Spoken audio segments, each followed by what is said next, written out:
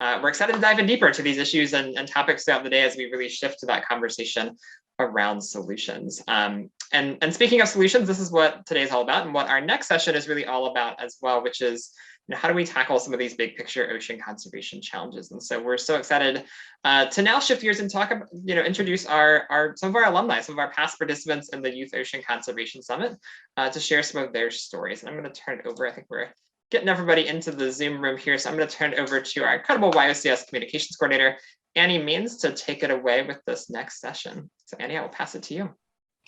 Hi, everyone. As Sean said, I am the YOCS coordinator for marketing here. And today we wanted to highlight some of our really amazing YOCS alumni and the projects that they've done.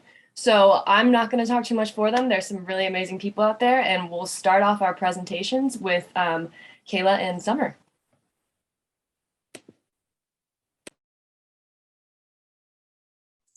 All right, thanks so much.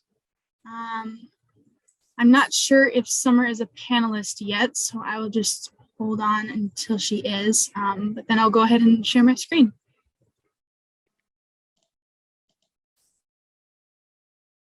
I think we just got her on, so I think you. Okay, perfect. We're pulling everybody up to the stage here. All right, I'm here.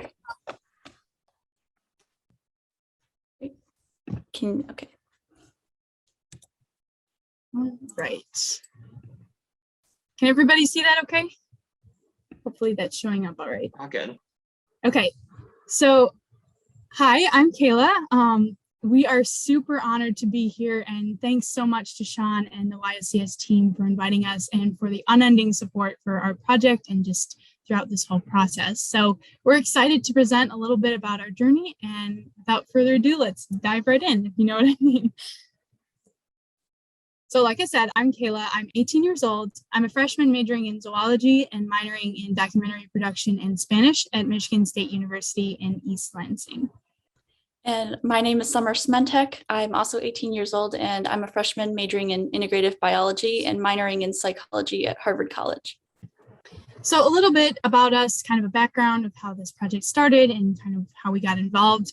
So I first attended the Youth Ocean Conservation Summit last year when it was virtual for the first time.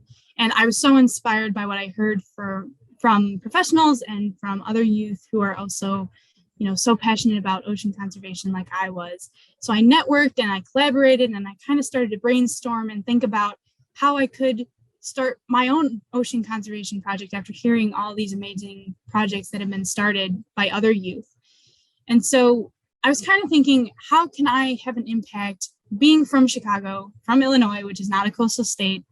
How can I have an impact? And I have a wide variety of interests, and I was thinking about how I can tie those all together. So I was trying to tie in my passion for ocean conservation with my hobby for writing. And slowly the idea to actually write a children's book started to form. So this was totally new for me. Obviously, never had written a book before, the whole process was so new, and I almost gave up several times because I was faced with all these obstacles, from facing established illustrators who told me that I couldn't pay them enough for what they were worth, which was like the opposite of what I needed to hear, and not seeing many other people my age engaged in similar projects like artivism for this. So I had my book written and each page laid out already, and I couldn't seem to get anyone to help with the project. And at that point, I was considering illustrating my book myself, which is how I could tell I was desperate because I can't draw to save my life. So, but then I thought, why not reach out to someone I already know, someone who is an amazingly talented artist as well as a conservationist. So I reached out to Summer, and we've known each other since the beginning of freshman year of high school when we met as participants in the King Conservation Science Scholars Program through Brookfield Zoo. So the picture on the left is actually the first day we ever met. And I'll hand it off to Summer here. Thanks, Kayla. As Kayla just said, we both volunteered with the Brookfield Zoo's King Scholars Program, which enabled me to meet Kayla and other young like-minded people who are also interested in animals and wildlife conservation like I was. And in past years, I also explored conservation in many other avenues. So for instance, in 2018, I traveled to Namibia on a scholarship with National Geographic, where I learned about conservation efforts on both land and sea. And the next year, I participated in a marine biology research program at UC Santa Barbara And at the beginning of this year, I did a virtual internship focusing on environmental stewardship. And I also created an environmental conservation club during high school. And so the thing that brought me to all these programs was my desire to make a difference. That's also why I wanted to work on this project. Publishing this book is a dream of mine because the thought of it being read by the next generation, who will eventually go on to be the next stewards of our planet, nothing makes me happier. So for so long, I'd been wanting to create a book about conservation. So of course I was thrilled and said yes, very enthusiastically when Kayla reached out asking if I'd like to illustrate her book. Art has been a passion of mine, second only to wildlife conservation. So the chance to make artwork for conservation, like, it doesn't get any better than that, in my opinion. My art has always been working with more traditional mediums like drawing and painting, but I've since transitioned to digital illustration. And in the past 2 years, I really dove headfirst into its techniques and applications. And in starting this project, Kayla and I decided that it was the perfect medium for this book. And so I began researching book layout and formatting. And, that was brand new for both of us. But then we had the fun part, where Kayla and I met to figure out the art that would capture the characters and the design that she was envisioning. So now Kayla's going to show us the work that went into planning these illustrations. Yeah, so like I said, even before Summer was on board, I kind of had this layout of I knew how I wanted each page to look and how I wanted the characters to be interacting on the page. And as you can see here, I am not a drawer. If you've never seen a stick figure dolphin or a stick figure turtle before, now you have. Check that off the bucket list. So this was actually the first iteration of these characters. And once Summer was on board, I included some of the comments that we made, but we absolutely just chewed into this draft and just commented all over it and said, well, what if we combine these two images to make it a spread, or, really trying to straighten out the formatting, all of this stuff. And then from there, we started to develop different versions of the characters and trying to see which ones we liked best. So these are 3 prototypes of the dolphin character in our book. And once we had finally decided on what we liked best, it sort of turned into this. So, and if you look closely, these are actually the same images that I showed first. So I'll go back really quickly. So if you can kind of look at the 2 images there and then see how different they are and what an amazing job Summer has done bringing these characters to life, just as I had envisioned it. So just briefly to wrap up, we'll go over a couple of lessons we've learned so far throughout this process because it was so new for both of us. So we're calling these the 3 Ps. First, perseverance is key. Like I said, I was so very close to giving up multiple times throughout this whole process, especially at the beginning, because I just didn't know where to turn. I didn't know where to go next. I didn't know what this next step was, but I was determined to make this happen. And I persevered through the challenges, and that's why I've gotten to where we are today. So second, always be patient with yourself and others, but also be persistent. So the answer will appear if you put the work in and just give it time, but don't be afraid to wait because sometimes they'll give you the best results. And third, when it's feasible, push yourself to do your best work. Don't settle for something that you're not super excited about. It's really important that the work you do is something that you're super proud of. So finally, we just wanted to share our contact info and social medias so you can all follow along with our journey if you would like, and also ask us any questions if you have them. We would love to help you in any way we can. So I'll pause here for a second so you can take a screenshot or write this down, and then we'll go on to the next slide.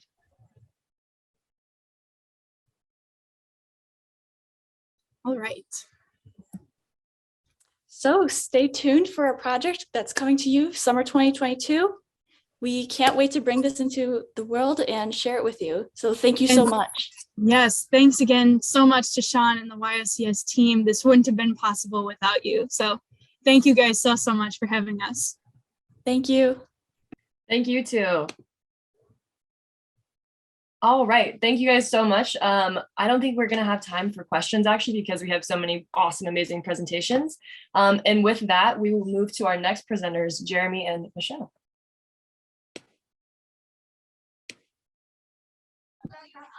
Hi everyone. I'm just going to share my screen.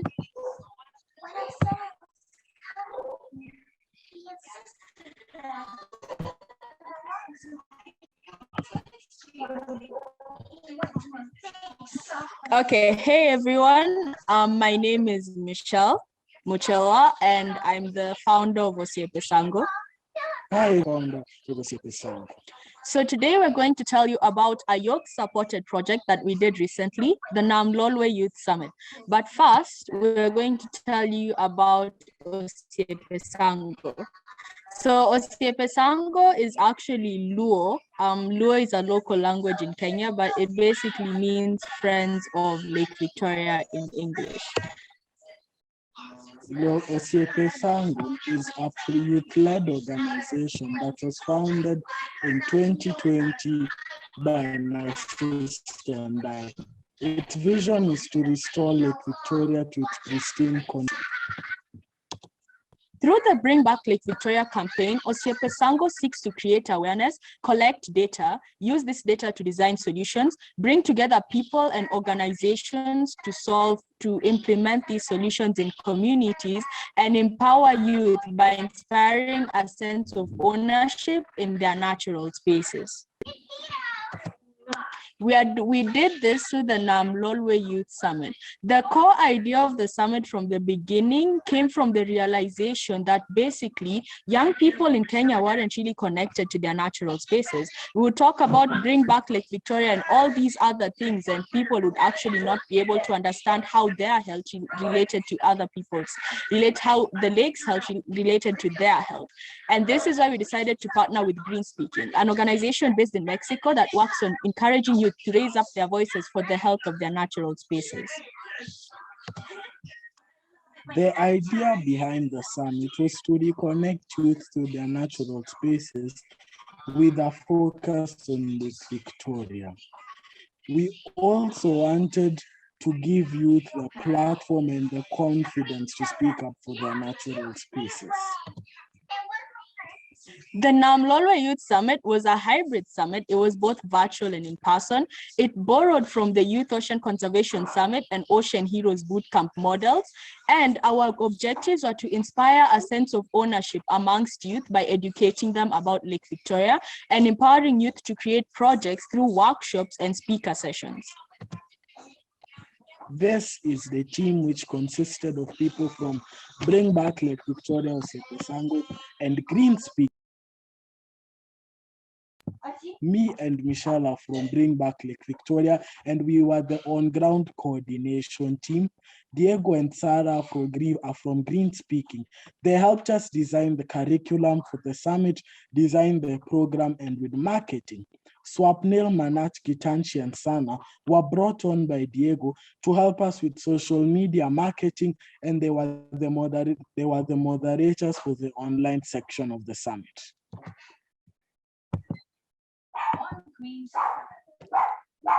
This was the summit. We got lots of nice pictures. So you can see here that it consisted of a lot of presentations. We had about 4 keynotes and 16 presentations. Then we had an action planning session, an activism session, and of course, lots of workshops in the afternoons where people got to learn about what they could do to create proper ocean conservation and lake conservation projects within their communities. It was lots of fun. And we got lots of pictures of both the hybrid side and the actual and the physical summit. Oh yeah, he helped me out when I fell asleep outside the school grounds. We managed to engage 170 youth and speakers across 4 continents, which we would look at as a resounding success. So what did we learn through this whole process? You can do anything that you put your mind to. Plans help out a lot, but they don't have to be set in concrete. Make sure your plan is flexible enough to account for multiple possibilities. Great teams can move mountains. The Namlolwe Youth Summit would never have been a success had it not been for our wonderful intercontinental organizing committee and for all the technical support we got from YOCS, Green Speaking, the Ocean Heroes Network, the Kenya Marine and Fisheries Research Institute, and low vision is important because it's going to help you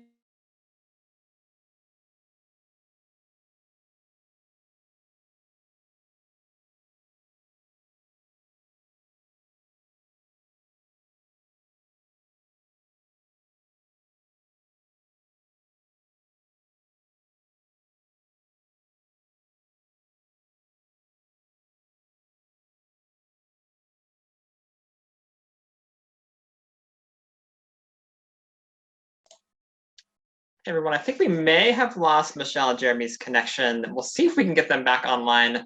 But I hope you all are taking away some great lessons learned from their experiences and incredible work. So we'll see if we can get them back, joining us from Kenya, back online. But let's see here. If we don't have them back yet, Annie, I might toss it over to you to introduce our next speaker, and then we'll see if we can get them back online to close us out here. Perfect. Yeah. So hopefully they will get back in as soon as they can. But for the meantime, we're going to move over to our next presenters, which are the Nauticus Youth Action Council. So feel free to take it away.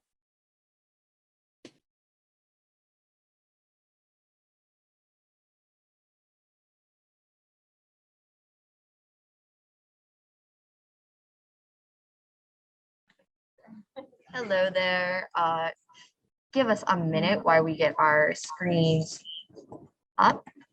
Oh, I can see your face. There we are. We have our screen up. Just give us a second. All right, we are ready to go. Hi, distinguished guests. We are Nauticus, and this is our cleanup presentation. So we are Nauticus Youth Action Council. We are based in Norfolk, Virginia, and we have 12 crew members that attended our cleanup, 5 of which were YAC members. Our mission statement is, as part of Nauticus, the Youth Action Council, we actively work to better our community through environmental stewardship and education. So for our cleanup, we focused on the Nauticus campus as well as Town Point Park, which are both located in the heart of downtown Norfolk along the Elizabeth River, which is a tributary of the James River, which feeds into the Chesapeake Bay. We collected over 2,000 items weighing over 55 pounds total.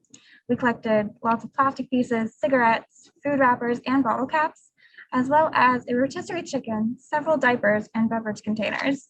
We should note that Norfolk does have a substantial homeless population, which helps explain why we do have so much debris to pick up. Okay, here is our next slide, which is actually the data collected from one of our events. One of the highest number of items collected is food containers, which we reached 423 of, cigarette products, food wrappers, plastic and foam packaging, and also cigar tips.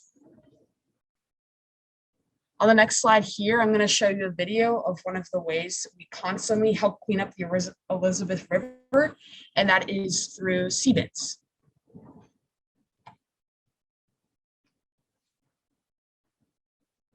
So here you can see us sorting through the trash. We're actually separating the organic matter from the unnatural debris that was collected through the sea bins, and later we're going to actually weigh them to see how much the sea bins collected.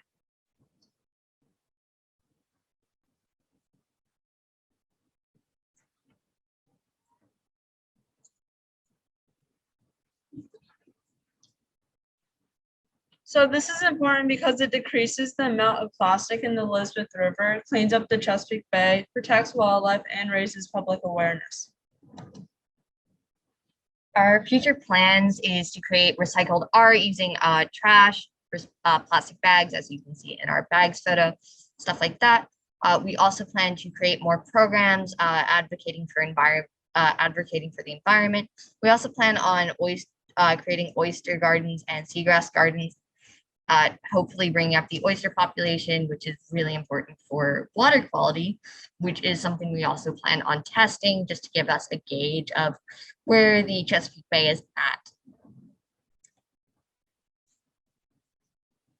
So in summary, we came together to collect debris from the Nauticus campus to Town Point Park, and we've collected over 2,000 trash pieces from the Elizabeth watershed.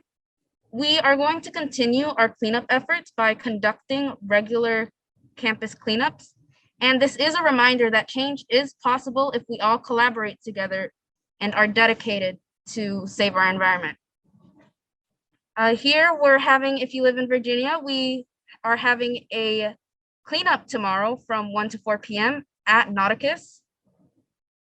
And we would like to thank the Youth Ocean Conservation Summit for allowing us to continue our cleanups and keep Norfolk beautiful for materials. Great.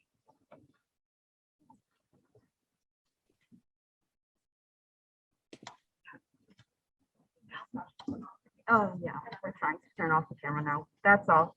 Are there any questions? I think my camera might also have issues working right now, but this sounds great. And I think we're going to pass it back to Jeremy and Michelle because they also got cut off. But thank you so much, Nauticus Youth Action Council. And yeah, Michelle and Jeremy, take it away. Yeah, sorry about that. We had a few internet issues, but yeah, we're back. So yeah, we're telling you about what we learned, and we were talking about how great teams can move mountains. One organization I actually forgot to mention was YOCS School. They did a lot in terms of technical support and helping us acquire the venue and helping us develop the proposal and everything. Number 6 was always start early. Starting early gives you a lot of time to develop your concept as it evolves, and it of course gives you enough time to make mistakes and recover from them. And basically one thing that helped us is we actually moved our summit to August because we started off we were going to have it in July, then COVID restrictions actually caused us to push it to August, and of course the fact that we needed more time. So yeah, always start early, always.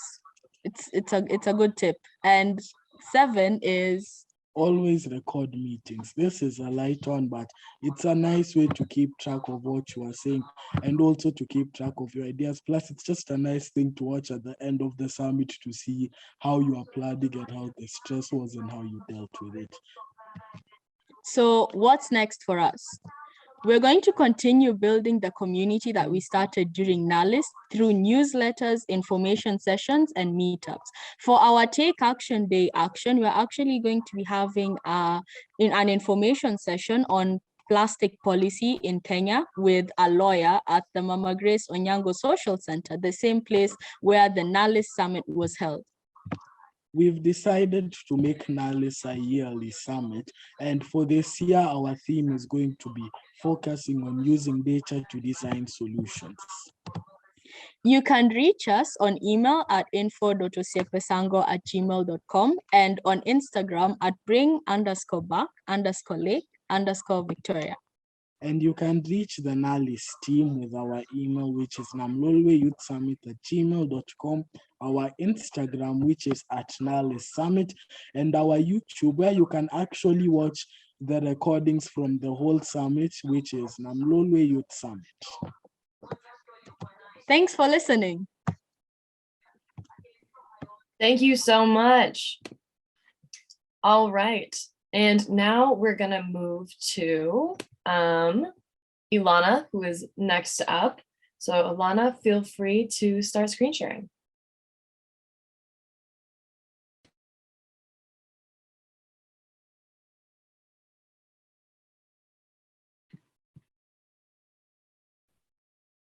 Hello, everyone.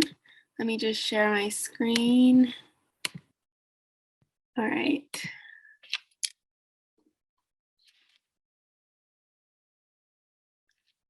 See, it's coming.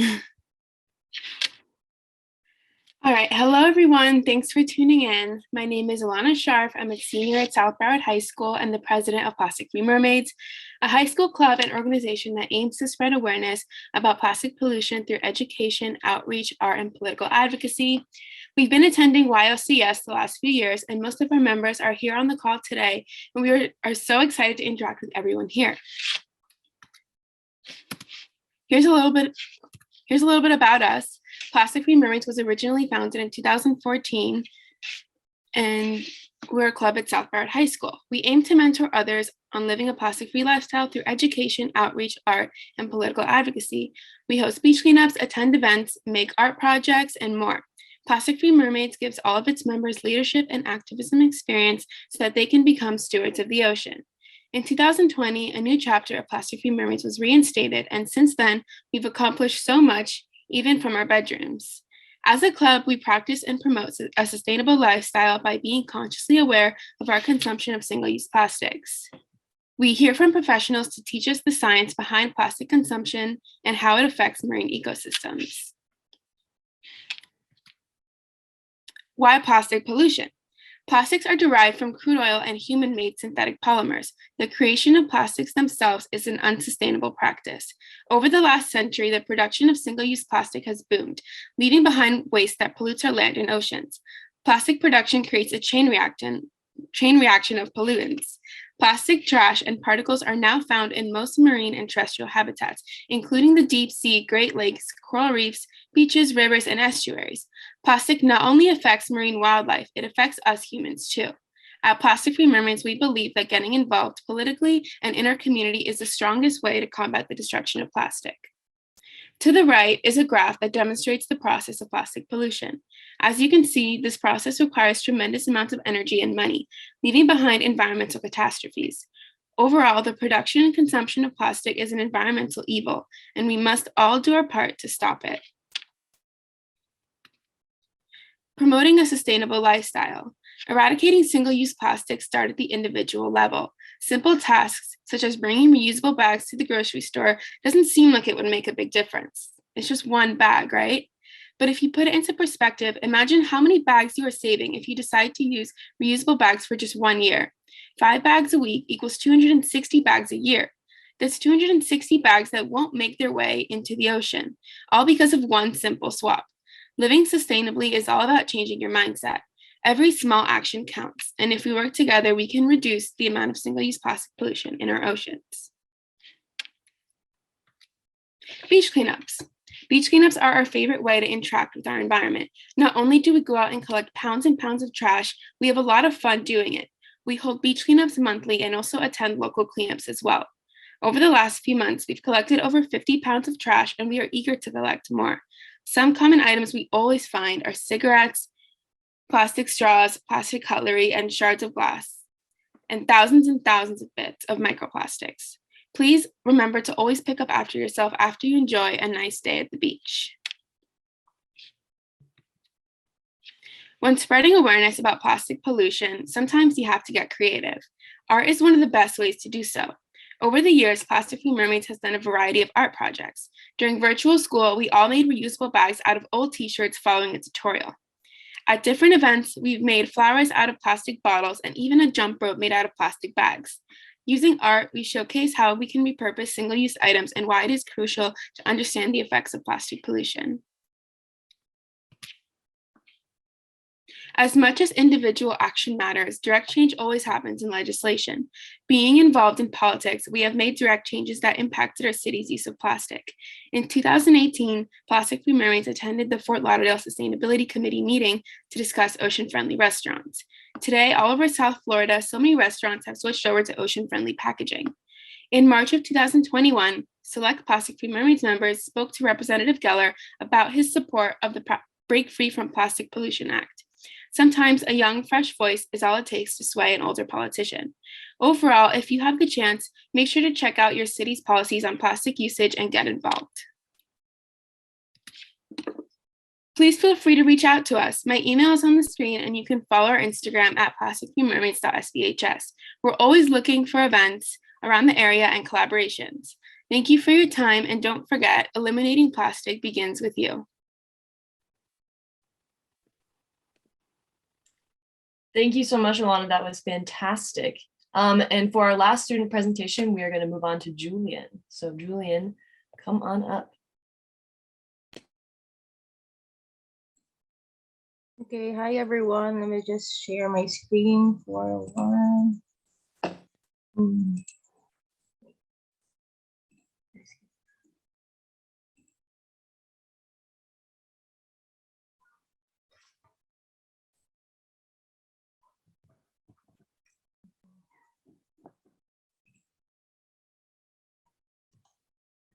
Okay, hi everyone. I am Julian Cafino from the Philippines and I'm intern of Oceanus Conservation. I co-founded a youth-led organization in our community called Tayo Youth Organization. We were very lucky to be a grantee of the Youth Ocean Conservation Summit. And we have this project, hashtag Ocean Literacy for All, Ocean Storybooks for Coastal Communities. Our purpose is first raise awareness on ocean conservation. Our community belongs to the coastal area and the people are not very much aware of the possible consequences of what they do. Second is to promote ocean literacy. There are a lot of misconceptions regarding the seas and its life underwater. We want to debunk all of this and aim to have a community of ocean literate people. Third is conservation and protection of coastal communities. We must conserve and preserve. We can benefit from the ocean, hence we must not abuse it. Lastly, children and youth empowerment. These children and the youth will be the future stewards of the earth, and we need to teach them and live by example. According to Baba Dayom, we only conserve what we love what we understand, and understand what we are taught. Moving forward, what we did. We have done a couple of things. First on the list is this book reading event for kids. We have given them storybooks entitled Ocean Adventures with Cory, the Coral Reef City. We had a short role play with costumes and props to enhance the visual imagination of these kids. And we also give each kid a facilitator to help them in understanding the book as shown in the lower left corner of the screen. We had supplementary discussion afterwards and gave them coloring materials to exercise their creative side. We paid these kids a visit a month after and they really learned the main point of the storybook. They told us corals are not rocks, so do not touch, kick, or sit in them, and that parrot fish cleans the corals and gives us sand, so they shouldn't be caught. That was really amazing. And the next is also a mangrove book reading event with a book entitled There Are Cities Underwater, the Mangrove Forests of the Philippines. We discussed the importance and the benefits of these forests in our daily lives as we have shown them videos about it. We are raising funds to print out more of these books and create awareness. So if you're interested to share your blessings, or you can visit the website at oceanadventures.org so that we can reach more sites in the Philippines. We're also launching our second book about climate change effects to corals, so hopefully you'll be able to watch out for it too. Moreover, we did monthly beach cleanups all over our municipality. We also used gloves for safety, reuse old sacks, and record the data every after cleanup. And we also adhere to IATF guidelines against the COVID-19 virus.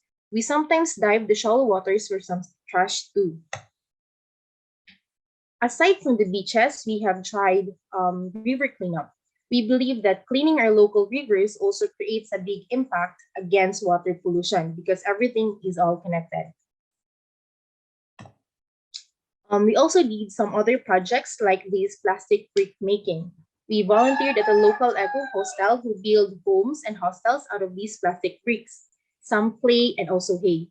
Recycling the soft plastics we got from the beach cleanups was a really great idea rather than just dumping it in a landfill. And of course, we have encountered a few challenges along the way. The very first on the list is the language barrier. Our books are in English and most of our kids use English only as their second language. To bridge this gap, we have decided to role-play the story and also assist them in reading it. We're slowly trying to translate it in various dialects and we're hoping to receive more donations to be able to do things quickly. Next is that we are understaffed sometimes. This is because most of us are also students and have schoolworks. But we are all trying to arrange our schedules and maximize our time, especially on weekends. Third is overspending. We wanted to make most of the funds we were granted, but sometimes we tend to overspend, just like the mangrove event, where we had like almost twice as much food for all of the people. But we are slowly learning and taking notes of the capacity, the measurement, and even the prices in the market. I can say we get better over time. And the next is the short span attention of kids. We need to balance between being fun and being firm on what we are promoting. Kids, especially, are easily distracted. That is why we keep our discussions as lively as possible. We also do icebreakers as often as needed. And then lastly is the lack of experience. We are beginners in this field, organizing events, teaching kids and youth, promoting ocean literacy. We may have lapses, but we always learn along the way. We are very grateful for everyone who have believed in helping us, like our mentor, Ate Princess Camille Rivera from Oceanus Conservation, and also to Youth Ocean Conservation Summit, who supported us financially and emotionally. Thank you very much in believing. We must all be part of the solution because this is our common home. Let's serve as droplets of influence in sending ripples of change, one voice, one action at a time, to build a better foundation for the future generation. For more of our story, you can contact us on the links on the screen, and please follow us on our social media accounts to be updated. Thank you so much, and enjoy the rest of your day. Thank you very much. That was fantastic. And I think we are now going to start moving into our other session. So I will pass it back over to Sean, and he will explain what's coming next. Thanks so much, Annie. And thanks everyone for all of our presenters for sharing your stories and passion for this work. I do want to share one more thing before we jump into our next sessions. I do want to share a couple of images from one of our other Youth Ocean Conservation Summit grant recipients to highlight her work. We had a few connection issues getting her presentation recorded, but I just wanted to share a little bit quickly here from the story of Nancy Chimanuka, who is joining us today from the Democratic Republic of Congo, one of our other grant recipients. And these are her slides telling her story, a little bit about her work after last year's Youth Ocean Conservation Summit, teaming up with local youth in her community to again address the issue of plastic pollution and plastic waste in the local waterways in her community. So she worked together with her peers to organize an event for World Biodiversity Day earlier this year, and also looped in the Youth Biodiversity Network, and did some incredible work organizing around, again, reducing plastic waste and using cleanups to raise awareness about the importance of addressing plastic pollution. Here you can see again the river and the challenges of plastic pollution that they're up against and some of the work that they're doing to address these issues. And again, the team of young people involved did incredible work to come together to organize and plan and share the work among their team members and delegate the different tasks and activities. And then again, we're able to bring this to life, bringing in the local community and inviting other organizations to be part of this work and join them in this journey. And you can see again, just a few of the images. We've also, you can see some more on our social media pages, but just some of the work that they were able to support and bring to life, again, to address and raise awareness of the impacts of plastic pollution in their communities. So just wanted to flag a few of these photos. And a big thanks to Nancy and the team who received this grant from the Youth Ocean Conservation Summit and brought this project to life. We're so grateful for your leadership.